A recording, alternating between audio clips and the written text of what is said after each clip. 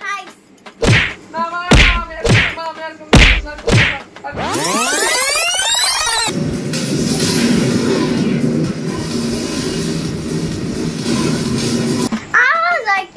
কি হেদি ঘরের মধ্যে পোলাটা একলা কি আত্তাছে তে বাবা কি করস চিন্তা হালা পড়তে বসি আর তোমার ঘরে হালাকে তোর ঘরে থেকে কেমন জানি আওয়াজ পাইলাম আমি পড়তাছি হে আওয়াজ পেছ আর কি এর আওয়াজ পাবা আচ্ছা তাই তুই পড় আমি যাই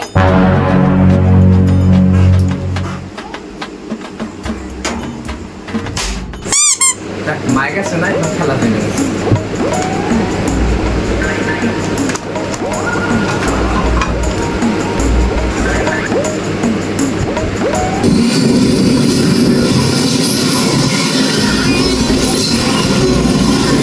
পোলাটা পড়তে বসে যাই আর এক গ্লাস দুধ দিয়ে